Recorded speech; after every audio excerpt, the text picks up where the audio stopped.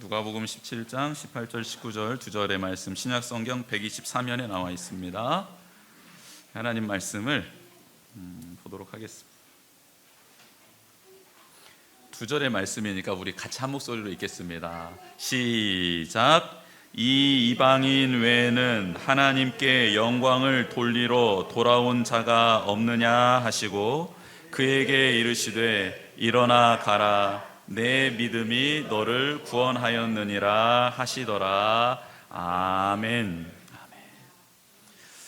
오늘 말씀에 보니까 이 이방인 외에는 하나님께 영광을 돌리러 돌아온 자가 없느냐 하시고 라고 예수님이 친히 말씀하십니다. 돌아온 자가 없느냐라고 예수님이 안타까워 하시는 장면입니다. 예수님께서 오늘 이 본문이 기록되는 이 사건이 기록되는 11절 말씀에 이렇게 예수님의 사역의 자리를 소개하고 있습니다. 예수님께서 예루살렘으로 가실 때에 사마리아와 갈릴리 사이로 지나가시다가 이렇게 기록하고 있습니다. 예수님의 사역의 특징은 매 순간 최선을 다하실 뿐만 아니라 매 순간 하나님의 치유하심과 회복하심이 일어났다라는 겁니다. 하나님을 사랑하고 하나님 뜻 가운데 그 예수 그리스도를 모신 사람들에게는 오늘 또 동일하게 치유와 회복의 사건이 일어나게 될 줄 믿습니다. 어떻게 예수님의 사역 자리마다 이렇게 하나님의 능력이 나타날 수 있었는가? 예수님께서는 늘 예루살렘을 생각하고 있었다라는 겁니다. 예루살렘이 어떤 곳이죠? 예루살렘은 예수 그리스도께서 최종적으로 도착해야 될 도착지였고, 그곳에서 마지막으로 감당해야 될 사명인 십자가에서 죽으시고 또 십자가에서 우리를 위하여 보혈을 흘려주시는 사건이 있어야 될 자리가 예루살렘이었습니다. 즉 예수님은 한 번도 공생애를 시작하시면서 한 번도 잊지 않으셨던 게 있었습니다. 그게 무엇이었냐면, 나는 십자가에서 온 인류를 위해 대속 제물이 되어야 한다라는 사실을 한 번도 잊지 않았다라는 것입니다. 십자가는 무엇입니까? 하나님의 공의입니다. 하나님의 공의, 하나님께서 우리를 얼마나 사랑하시는지 또 우리의 죄를 얼마나 싫어하시는지를 온전히 보여주셨던 게 십자가입니다. 또 십자가는 예수님의 사랑과 은혜입니다. 또 거룩함의 회복 등 다양한 의미를 부여할 수 있습니다. 그럼에도 불구하고 꼭 한 가지 잊지 말아야 되는 것은 무엇이냐면, 십자가는 죄인인 우리를 전적으로 수용해 주신 그 자리가 바로 십자가 자리입니다. 나를 전적으로 수용하신 자리가 바로 십자가라는 사실이랍니다. 여러분, 청소년들에게 나타나는 여러 가지 문제가 있잖아요. 근데 그 문제가 무엇이 원인인가 따져봤더니 어떤 심리학자가 이런 말을 했습니다. 청소년들을 조사해봤더니 1시간 동안 자신의 이야기를 들어줄 수 있는 사람이 없다라는 겁니다. 부모님도 자녀이지만 1시간 동안 그의 모든 마음을, 생각을 전적으로 수용해 주지 못하고, 선생님도 마찬가지이고 학원도 마찬가지고 친구들도 마찬가지다라는 사실을 알게 되었다라는 겁니다. 그래서 이 청소년들은 그의 마음을 나눌 수 있는 사람이 없어서 그의 아픈 상처, 분노를 조절할 수 없게 된 상태로 그 지경에 이르게 되었다라고 그 심리학자는 말하고 있더라고요. 저는 이 부분이 어느 정도 동감이 되었습니다. 여러분, 그런데 청소년들만 그렇습니까? 우리는 어떻습니까? 우리 남편 되시는 분들 혹시 아내의 이야기를 1시간 동안 긍정해주며 동의해주며, 아 그랬어? 아 그랬구나. 아 얼마나 힘들었어요. 아 그런 생각을 하면서 살고 있었군요. 아 정말 힘들었겠네. 이렇게 하면서 1시간 동안 들어주실 수 있겠습니까? 아 네, 2시간 들어주시는 분 네, 나타났습니다. 역시 왜 우리 전 집사님 표정이 그렇게 환하신지, 왜 이렇게 빛이 나시는지 알게 되었습니다. 지금 나머지 전 집사님을 제외한 모든 아내들의 얼굴이 지금 사갔어.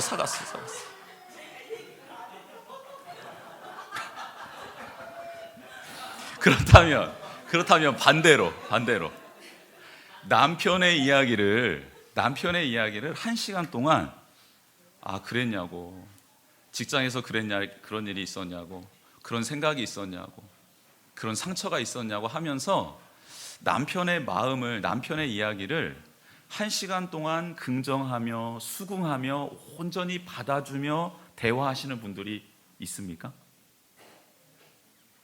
아니면 그러면 부부관계는 그렇다 칩시다. 이미 결혼하고 난 다음에 망가진 게 결혼관계고 부부관계니까. 그러면 자녀와의 관계는 어떻습니까?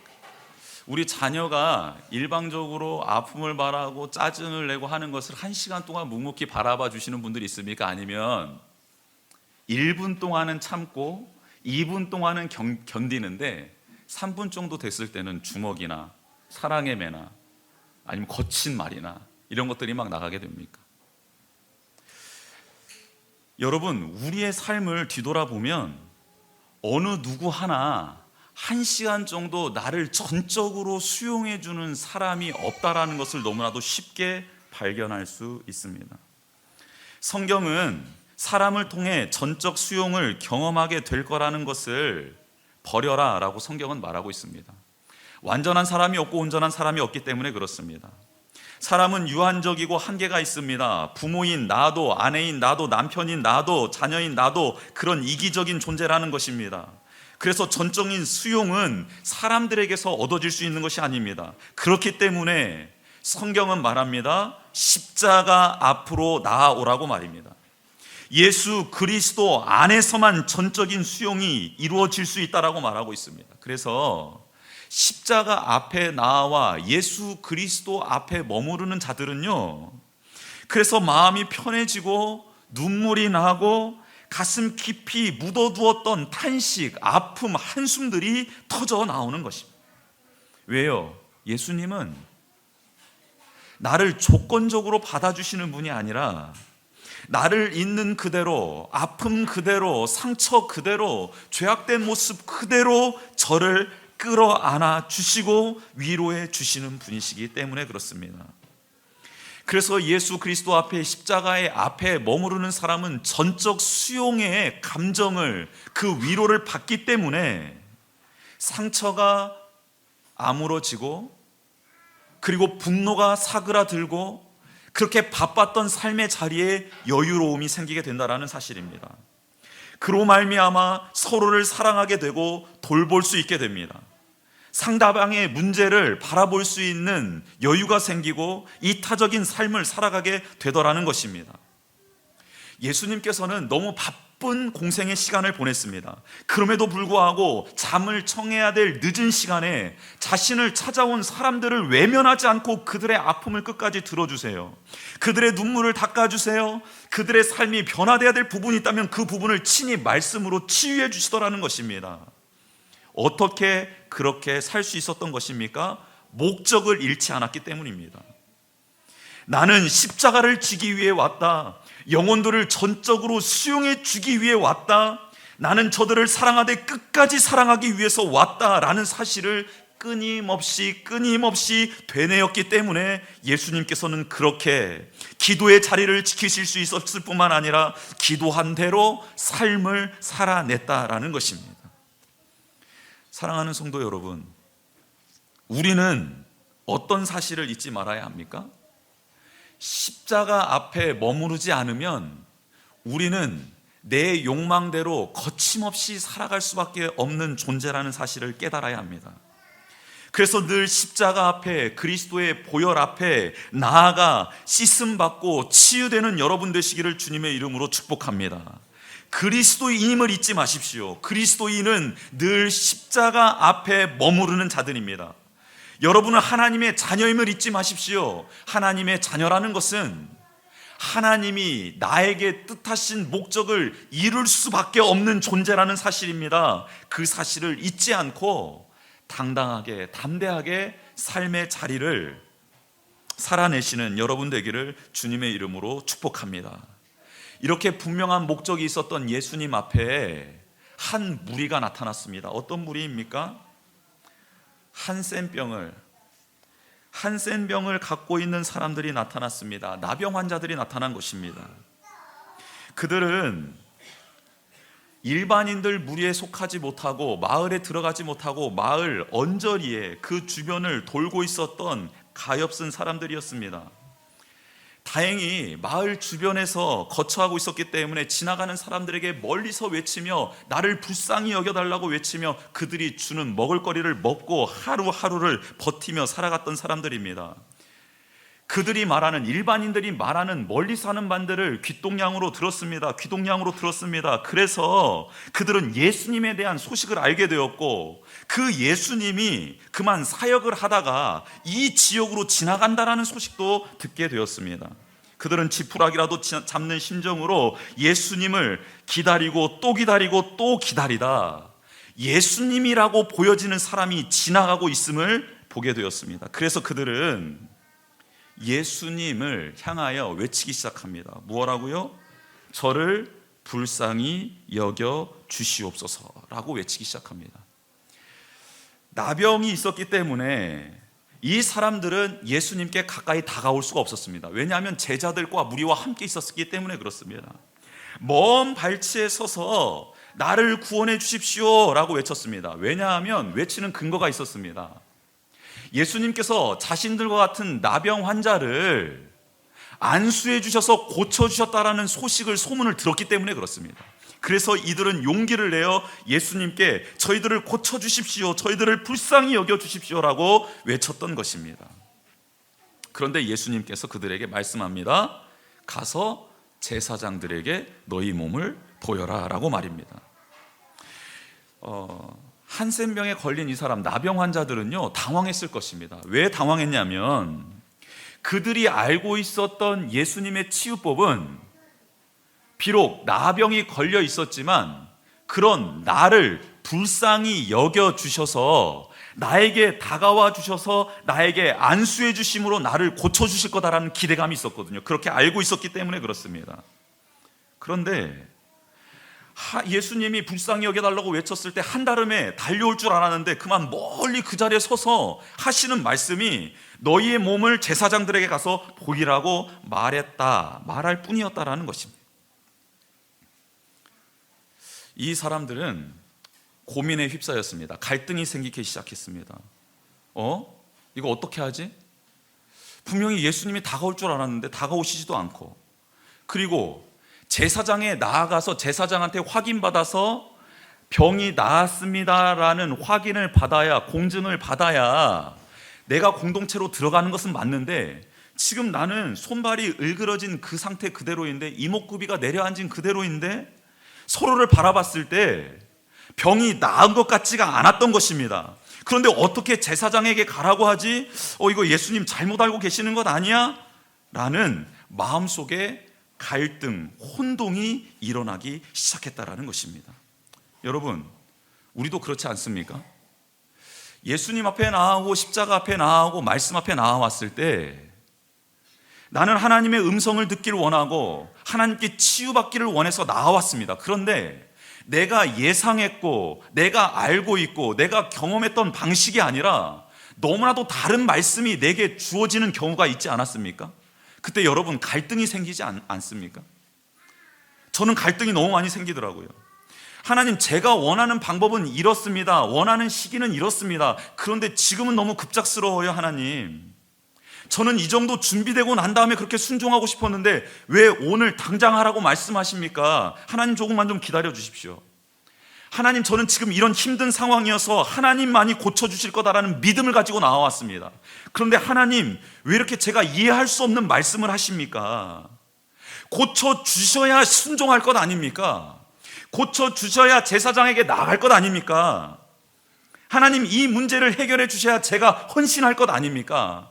하나님, 이 문제를 해결해 주셔야 제가 예배자로 섬길 것 아닙니까?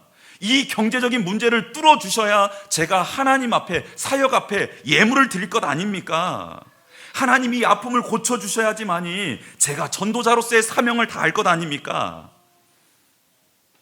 그런데 하나님은 고쳐주시지도 않고 회복시켜 주시지도 않고 무작정 순종하라, 제사장에게 가라, 네 할 일 하라 라고 말씀하시더라는 것입니다.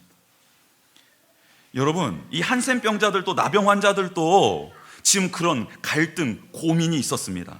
그런데 이들은 그 예수님의 말씀에 어떻게 반응을 하냐면 그냥 순종을 합니다. 왜 순종을 하냐면 예수님의 말씀에 대한 믿음이 아니었고요, 예수님 자체를 신뢰하고 있었기 때문에, 예수님이 어떤 분인지를 듣고 예수님이 어떤 분인지를 그냥 그 존재 그 자체로 받아들였기 때문에 자신들의 생각을 내려놓을 수 있었고, 기대를 내려놓을 수 있었고, 자신들의 방식까지도 내려놓을 수 있었던 것입니다. 여러분, 이게 바로 믿음입니다. 여러분, 이렇게 순종했던 10명의 무리, 나병 환자들의 10명의 무리는 제사장들로 향해서 걸어가고 있었습니다. 그런데 공동체로 들어가야 제사장을 만날 수 있잖아요.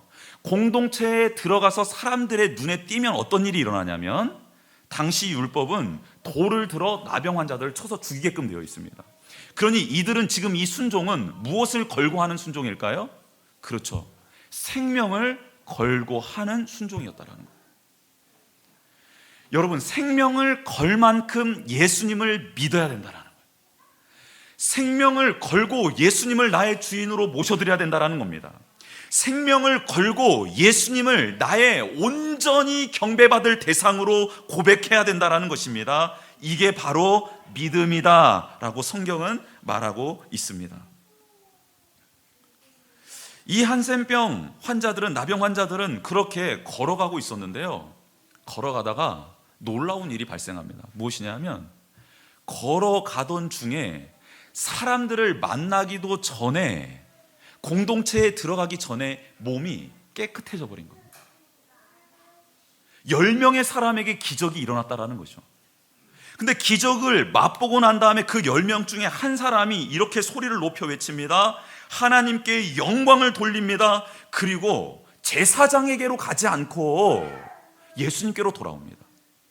여러분, 공동체에 들어가기 위해서는, 삶이 회복되기 위해서는 예수님께 돌아와 인정받아서 공동체로 들어가는 게 아닙니다. 예수님은 그냥 나사렛 출신 청년일 뿐이었고, 이 사람이 온전히 새로운 삶을 살기 위해서는 반드시 뛰어가야 될 사람, 만나야 될 사람이 있었는데 그 사람이 바로 제사장이었다라는 거예요. 그런데 가다가 몸이 나아졌어요. 그러면 누구에게 뛰어가야 됩니까? 제사장에게 뛰어갔어야죠. 제사장에 뛰어가서 나 몸 나았습니다, 한번 보십시오, 확인받아 공동체로 들어갈 수 있는, 확인해 줄 수 있는 제사장에 뛰어갔어야 되는데, 이 사람은 몸이 나음을 보고 하나님께 영광을 돌리고 예수님께 돌아와 예수님 발 앞에 엎드렸다라는 것입니다. 여러분 믿음이 있으시잖아요. 그래서 지금 이 자리에 나왔잖아요. 예배 가운데 하나님의 음성이 들려지고 그 말씀에 순종하면 무슨 일이 일어나냐면 여러분, 치유와 회복의 역사가 일어납니다. 이거는 사실이에요. 그래서 예배를 드릴 때 온전한 마음과 뜻을 다하여 집중해서 드리셔야 돼요. 어떤 이상한 생각이 들면 이렇게 고백하셔야 됩니다. 성령님 도와주십시오, 나의 생각과 마음이 분주합니다, 정리해 주세요라고 성령님께 간구하시며 예배를 드려야 되는 거예요. 찬양을 할 때 찬양이 잘 집중이 안 되면 성령님 도와주십시오, 저의 영이 주님을 찬양할 수 있도록 도와주십시오라는 기도를 하며 찬양을 해야 되는 거예요. 말씀이 잘 안 들릴 때는 성령님 도와주십시오, 제 마음을 열어주십시오, 귀를 열어주십시오, 말씀이 제 안에 들어와 살아있는 말씀이 되게 해주십시오라고 묵상하며 말씀을 들으셔야 되는 거예요.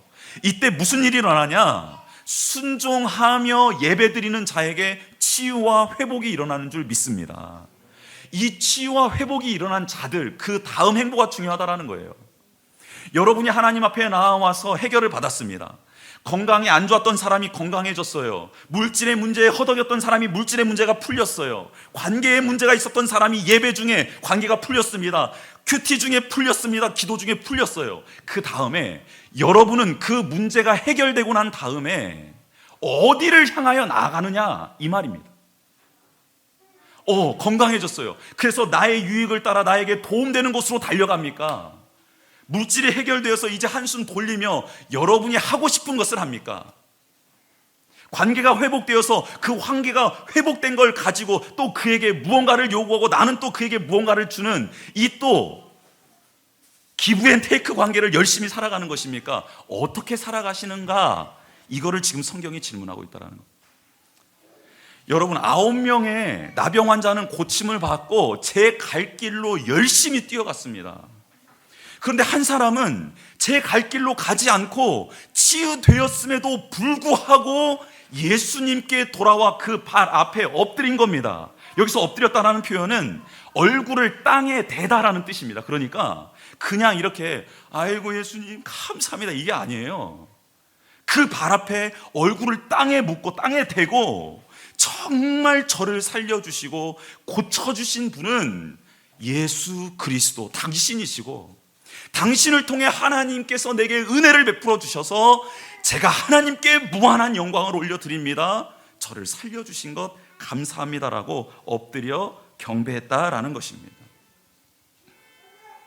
여러분, 예수님을 믿고 순종하고 예배하면 육신의 회복, 기적은 다 경험할 수 있습니다. 육신의 회복이 될 수 있고요, 그 다음에 관계 회복도 있을 수 있고요, 경제적인 회복도 있을 수 있습니다. 이런 세상적인 것들의 회복이 있을 수 있습니다. 그런데 거기에서 멈춰 서서는 안 된다라고 성경은 말하고 있습니다. 예수님은 지금 자신 발 앞에 와서 엎드려 경배하는 사마리아인 이 이방인을 보고 탄식하시는 거예요. 다른 9명 유대인, 이미 선택받았고 나를 너보다 더 잘 알고 기다렸던 자들은 도대체 어디로 사라져버린 것이냐. 너보다 더 일찍이 하나님께 부름받았고 하나님의 놀라운 은혜 따라서 민족 대대로 조상 대대로 경험하고 있었던 그 유대인들, 고침받았던 유대인들은 어디로 간 것이냐라고 예수님이 지금 탄식하고 계신 것입니다. 여러분, 하나님 나라는 어떤 곳입니까? 우리의 필요가 채움받는 곳이 하나님의 나라입니까? 아니요. 하나님의 나라는, 하나님의 다스림을 받는다는 것은 순종을 통해 확실한 증거를 받은 자들이 진정으로 예수님께 돌아와 그분을 경배하는 것이 하나님의 나라입니다. 지금도 은혜를 누리며 살고 있는 많은 그리스도인들이 있는데, 하나님이 베풀어 주신 기적 속에 살아가고 있는 수많은 그리스도인들이 있는데 그 중에 10% 정도가 하나님 발 앞에 나와 온전히 하나님께 영광 돌리며 그분의 위대하심을 찬양하고 있더라는 것입니다. 지금도 예배드리고 있는 많은 한국교회 강단에서 지금 뒤에 계시는, 그 강단을 지배하고 계시는 교회의 머리 되시는 예수님이 이렇게 탄식하고 계시는 거예요. 그렇게 많은 기적을 베풀어 주었는데, 그런 놀라운 은혜를 베풀어 주었는데 도대체 와서 예배하는 자, 와서 내게 진정으로 내가 나의 주인임을 고백하고 유일한 구원자가 예수 그리스도라고 고백하는 자들은 왜 이렇게 눈에 띄지 않는 것이냐라고 예수님께서 탄식하고 계시더라는 것입니다. 나온 이 이방인, 예수님 발 앞에 엎드려 있는 이 이방인에게 예수님은 친히 그와 동일한 자세로 내려가셔서 그를 일으켜 세우십니다. 일으켜 세우셔서 그에게 말씀을 주시죠. 너의 믿음이 너를 구원하였다라고 말입니다. 육신의 나음을 육신으로 입은, 세상적으로 입은 은혜를 가지고 하나님께 돌아와 영적인 구원까지 받게 되는 이 놀라운 기적, 즉 오직 예수 그리스도만이 주실 수 있는 것, 영혼 구원의 복을 누리게 된 자는 내게 주신 모든 것이 하나님께로부터 왔습니다라고 철저하게 그 발 앞에 엎드려 모든 영광을 하나님께 올려드린 이 사람 한 사람에게만 주어졌다라는 사실입니다. 여러분, 예수님께서 원하셨던 것은 무엇일까요? 질병을 가지고, 사람 앞에 다가갈 수 없는 병을 가지고, 나병을 가지고 멀리 서서 예수님을 외쳤던 그 사람들을 예수님은 정말 어떻게 해주고 싶으셨던 걸까요? 내가 사랑하는 너희들이 이제는 어떤 눈치도 보지 않고 내 발 앞으로 뛰어올 수 있는 자가 되었으면 좋겠다라는 것이 예수님의 마음이었다라는 것. 배회하며 죽을 수밖에 없는 인생, 하나님께 다가갈 수 없는 저희들에게 예수님이 오셔서 하신 일이 무엇이냐면, 내가 너 고쳐줄게, 내가 너 치유해줄게, 내가 너 회복시켜줄게 라고 우리에게 기적을 베풀어 주셨어요. 그 기적을 베풀어 주신 이유가 뭐냐면, 이제는 네가 원하면 언제든지 내 발 앞으로 뛰어올 수 있게 만들어 주려고 해주신 거라는 거예요. 내 마음대로 뛰쳐나가서 내 마음대로 살으라는 것이 아니라, 예수님이 십자가에서 피 흘려 주신 이유는 우리를 회복시켜 주시고 하나님의 말씀을 들을 수 있도록 도와주시고 영감을 열어주셔서 하나님의 진리를 깨닫게 해주시는 이유는, 그걸 깨닫고 나 잘 먹고 잘 살아라는 세상적으로 막 뛰어나가서 너 마음대로 살아라는 것이 아니라, 십자가에서 돌아가신 이유는 네가 원하면 어느 때든지 내 발 앞에 나오고 언제든지 내 품 안에 나오고 언제든지 하나님의 보좌 앞으로 담대하게 나아가라, 그 길을 열어주시기 위해 우리를 치유해 주셨다는 거예요.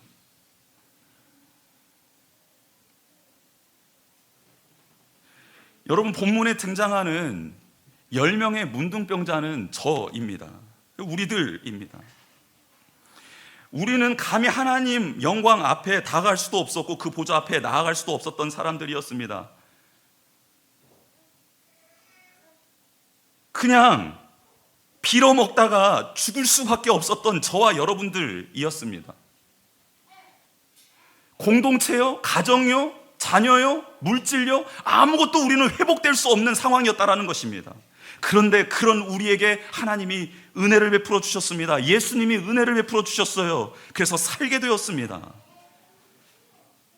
그런 우리에게 원하시는 것은 무엇이냐면, 너 발길 닿는 대로 가라가 아니었다라는 겁니다. 진정 원하는 것은 그 자유, 그 회복을 가지고 나에게로 뛰어오라는 것이 예수님의 기적과 이적 은혜의 목적이었다라는 것입니다.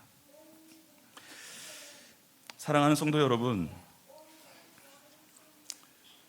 멀리 서서 자신의 필요를 위해 목소리를 높였던, 그리고 예수님을 부르짖던 우리들, 이제는 변화되어야 될 줄 믿습니다. 예수님 품에 안겨서 영혼의 안식과 더불어 주님과 동행하는 거룩한 삶을 살아가는 우리 모두가 되기를 주님의 이름으로 축복합니다. 구습과 옛사람을 버리십시다. 그리고 우리를 새롭게 하시고 세상을 온전케 하시는 이를 믿고 따라가는 저와 여기에 모여있는 우리 성도님들, 어린 생명들 다 되기를 주님의 이름으로 축복합니다.